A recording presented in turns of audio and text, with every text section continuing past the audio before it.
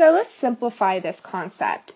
So we have our metal cation plus our ligand, and they form a complex ion. Now, one thing to remember is our metal cation is a Lewis acid. That means it accepts a lone pair of electrons, while our ligand is a Lewis base, which donates a lone pair. Now, when we write out the formation constant, which is known as Kf, F is for formation, just like everything else, we write out the products all over the reactants.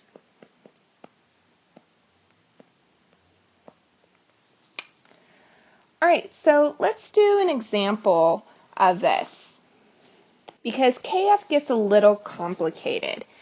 To actually find the values of Kf, we actually take Kf is equal to Kf1 times Kf2 times Kf3, so on and so forth. And let me show you why.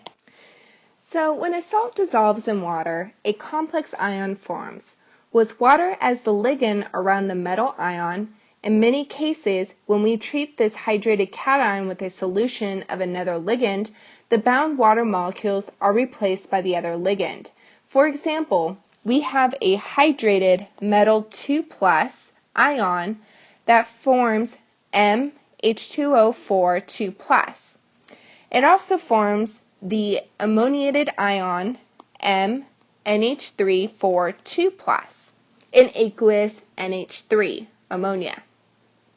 So at equilibrium, this system is expressed by a ratio of concentration terms whose form allows that of any other equilibrium expression. So we can write. So once again, because water is essentially a constant, water is treated as a pure liquid with a concentration term equal to 1.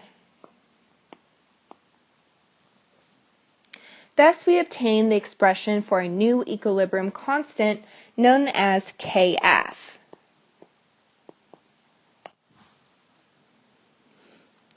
At the molecular level, the actual process is stepwise, with ammonia molecules replacing water molecules one at a time.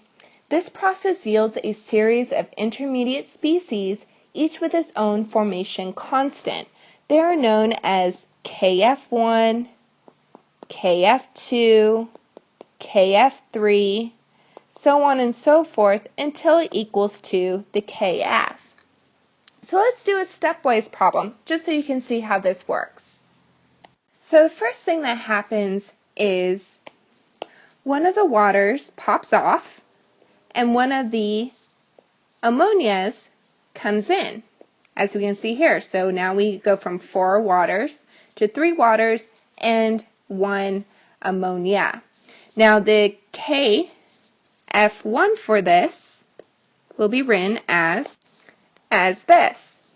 Now let's continue on. So we are going to be left with this product. So we're going to start there, and we get one of the waters lops off, so now we have 2, and one more of the ammonias comes in, as we can see here. And we get a Kf as this.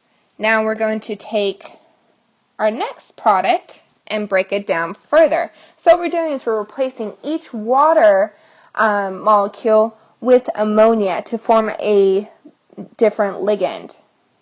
And we get this. So again, what happens is we popped off one of the waters, so now we just have 1 water left, and we added in 1 more ammonia. So now we have 3 ammonia. So then we can write the Kf3 as such. Now we're going to take this product and we're going to break it down even more. And we get one of the waters is completely gone and is replaced with ammonia. So let's write the Kf4. And here we go. Here's our KF4. So now we can find the sum of the equations that gives the overall equation. So the product of the individual formation constants gives the overall formation constant. So we have our KF1, KF2, KF3, and KF4. Sorry, I couldn't fit the bottom part, which is the reactants. Now the next thing we need to do is cross out what's similar. So we have this compound, we have this compound right here, and we have this compound right here. And what we get left with is our KF. So on top we have our M, NH3, 4, 2 plus, all over our M, H2O, 4, 2 plus, and we have 1, 2, 3, 4 NH3s. So this is how we get the complex ion in step form. Now to solve all the equations, it's just like KSP. So nothing really changes because we changed the SP to an F. So I have a few assignments for you to do. I want you to read chapter 19, section 3 through 4. And then I want you to go over problems chapter 19, 66, 70, 72, 74, 76, 82, and 83. So this concludes chapter 19, which will be part of exam 2. So keep studying for exam 1. Again, exam 1 is on chapters 3, 10, 17, and 18. All right, I'll see you guys on Tuesday for a review on exam 1. Again, on chapters 3, 10, 17, and 18.